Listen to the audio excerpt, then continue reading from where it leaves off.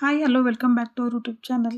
ಇವತ್ತು ನಾನು ಮನೆಯಲ್ಲೇ ಜವಗೋದಿ ರವೆ ಇರುತ್ತಲ್ಲ, ಆ ರವೆಯಿಂದ ಉಪ್ಪಿಟ್ಟು ಮಾಡೋದು ಹೇಗೆ ಅನ್ನೋದನ್ನು ತೋರಿಸ್ಕೊಡ್ತಾ ಇದ್ದೀನಿ. ಮತ್ತು ನಾವು ಅಂಗಡಿಯಿಂದ ತಂದು ಮಾಡೋ ರವದ ಉಪ್ಪಿಟ್ಟಿಗಿಂತಲೂ ಇದು 2 ಪಟ್ಟಷ್ಟು ರುಚಿಯಾಗಿರುತ್ತೆ. ಮತ್ತು ಆರೋಗ್ಯಕ್ಕೂ ಕೂಡ ಈ ಉಪ್ಪಿಟ್ಟು ತುಂಬ ಒಳ್ಳೆಯದು. ನೋಡಿ, ಈ ಥರ ನೋಡ್ತಾ ಇದ್ರೇ ಟೇಸ್ಟ್ ಏನು ಅನ್ನೋದು ಗೊತ್ತಾಗುತ್ತೆ. ಮೊದಲಿಗೆ ನಾನು ಜವಗೋದಿ ರವೆನ ಫಸ್ಟಿಗೆ ಸ್ವಲ್ಪ ಎಣ್ಣೆನ ಹಾಕ್ಕೊಂಡು ಫ್ರೈ ಮಾಡಿ ಇಟ್ಕೊಂಡಿದ್ದೀನಿ. ಇವಾಗ ನಾನು ಒಗ್ಗರಣೆಗೆ ಈರುಳ್ಳಿ ಕಟ್ ಮಾಡ್ತಾಯಿದ್ದೀನಿ. ಈರುಳ್ಳಿ, ಶೇಂಗಾ ಬೀಜ ಮತ್ತು ಉದ್ದಿನಬೇಳೆ ಇದ್ದರೆ ಸ್ವಲ್ಪ ಉದ್ದಿನಬೇಳೆ ಕೂಡ ತೊಗೊಳ್ಳಿ. ಈ ಥರ ಈಗ ಈರುಳ್ಳಿ ಕಟ್ಟಾದ ನಂತರ ಮತ್ತು ಟೊಮಾಟೊ ಕೂಡ ಕಟ್ ಮಾಡ್ಕೊಳ್ತಾ ಇದ್ದೀನಿ.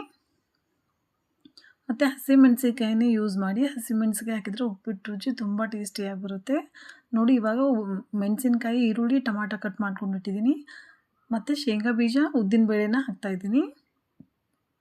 ಇದು ಮನೆಯಲ್ಲೇ ಇರುವಂಥ ಜವಗೋದಿ ರವೆ ಅಂತೀವಲ್ಲ, ಅದು ಆಲ್ರೆಡಿ ಅದು ಇಟ್ಕೊಂಡಿರೋದ್ರಿಂದ ಇವಾಗ ನಾನು ಹುರಿತಾ ಇಲ್ಲ.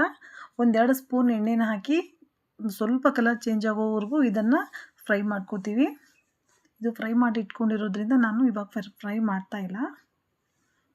ಒಗ್ಗರಣೆಗೆ ನಾನು ಒಂದು ಪಾತ್ರೆಯನ್ನು ಇಟ್ಕೊಂಡು ಸ್ವಲ್ಪ ಎಣ್ಣೆನ ಹಾಕ್ತಾಯಿದ್ದೀನಿ.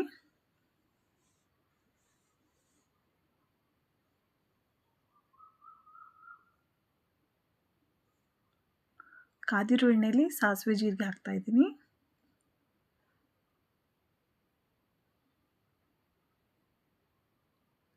ನಾರ್ಮಲ್ ಗೋಧಿಗಿಂತಲೂ ಜವಗೋದಿ ಅಂತೀವಲ್ಲ, ಆ ಗೋಧಿದ ರವದ ಉಪ್ಪಿಟ್ಟು ತುಂಬ ಟೇಸ್ಟಿಯಾಗಿ ಬರುತ್ತೆ. ಇವಾಗ ನೋಡಿ, ಸಾಸಿವೆ ಜೀರಿಗೆ ಫ್ರೈ ಆದ ನಂತರ ಕಟ್ ಮಾಡ್ಕೊಂಡಿಟ್ಟಿರೋ ಈರುಳ್ಳಿ, ಟೊಮಾಟೊ, ಮೆಣಸಿನ್ಕಾಯಿ ಹಾಕಿ ಮತ್ತೆ ಫ್ರೈ ಮಾಡ್ತಾಯಿದ್ದೀನಿ.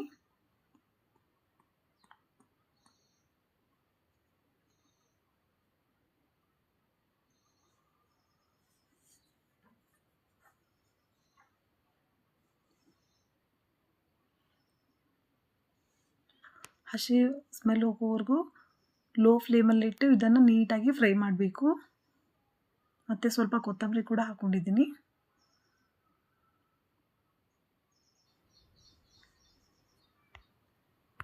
ಮತ್ತು ಶೇಂಗಾ ಬೀಜ ಮತ್ತು ಉದ್ದಿನಬೇಳೆ ಕೂಡ ಹಾಕ್ಕೊಳ್ತಾ ಇದ್ದೀನಿ. ನೋಡಿ,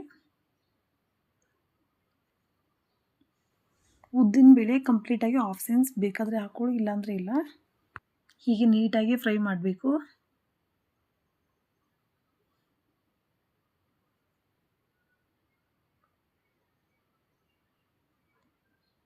ಸ್ವಲ್ಪ ಅರಿಶಿನ ಮತ್ತು ರುಚಿಗೆ ತಕ್ಕಷ್ಟು ಉಪ್ಪನ್ನ ಹಾಕಿ ಮತ್ತೆ ಫ್ರೈ ಮಾಡ್ತಾಯಿದ್ದೀನಿ.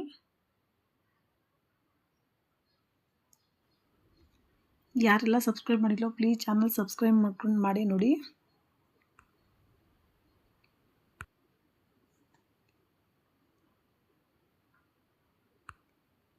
ಸ್ವಲ್ಪ ಕಡಿಪತ್ತನ ಸೇರಿಸ್ತಾ ಇದ್ದೀನಿ. ಕರಿಬೇವು ಅಂತೀವಲ್ಲ, ಅದನ್ನು ಹಾಕಿ ಫ್ರೈ ಮಾಡ್ಕೊಳ್ತಾ ಇದ್ದೀನಿ.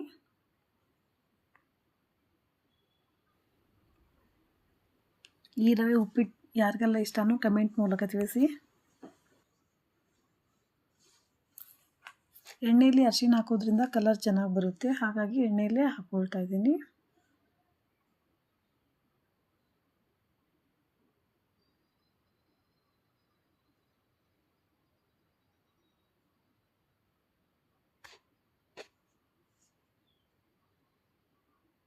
ಇದಕ್ಕೆ ನೀರು ಜಾಸ್ತಿನೂ ಆಗಬಾರ್ದು ಮತ್ತು ಫುಲ್ ಕಮ್ಮಿನೂ ಆಗಬಾರ್ದು, ಮೀಡಿಯಮ್ ಆಗಿನೇ ರವೆ ಎಷ್ಟು ಇರುತ್ತೋ ಅದ್ರದ್ದು ಮೆಜರ್ಮೆಂಟಲ್ಲೇ ನೀರನ್ನ ಹಾಕೋಬೇಕು.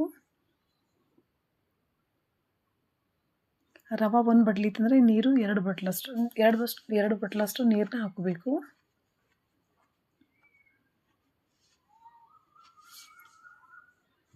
ಇವಾಗ ನೀರು ಕುದಿ ಬರೋವರೆಗೂ ಬಿಟ್ಟು, ಇವಾಗ ನೋಡಿ ನೀರು ಕುದೀತಾ ಇದೆ.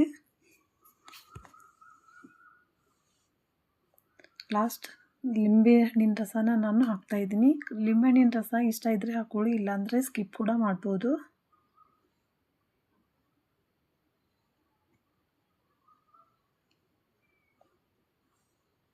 ಲೆಮನ್ ಜ್ಯೂಸ್ ಹಾಕೋದ್ರಿಂದ ತುಂಬ ಟೇಸ್ಟಿಯಾಗಿ ಬರುತ್ತೆ ಅಂತ, ಸ್ವಲ್ಪ ಹುಳಿಯಾಗಿ ಟೇಸ್ಟಿಯಾಗಿರುತ್ತೆ ಅಂತ ಹಾಕ್ಕೊಂಡಿದ್ದೀನಿ.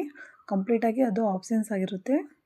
ಇವಾಗ ನಾನು ರವಾನ ಹಾಕಿ ಮಿಕ್ಸ್ ಮಾಡ್ತಾಯಿದ್ದೀನಿ. ಹೀಗೆ ಕಂಟಿನ್ಯೂಸ್ ಆಗಿ ಸ್ಪೂನಿಂದ ತಿರುಗಬೇಕಾಗುತ್ತೆ, ಇಲ್ಲಾಂದರೆ ಗಟ್ಟಿಯಾಗೋ ಚಾನ್ಸಸ್ ಇರುತ್ತೆ, ಗಂಟಾಗಿರುತ್ತೆ. ಹಾಗಾಗಿ ಹೀಗೆ ಕಂಟಿನ್ಯೂ ಆಗಿ ಮಿಕ್ಸ್ ಮಾಡ್ಕೊತಾ ಇರಬೇಕು.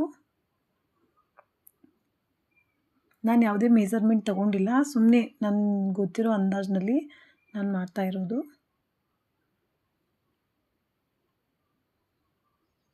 ನೋಡಿ ಇವಾಗ ಕುದೀತಾ ಇದೆ.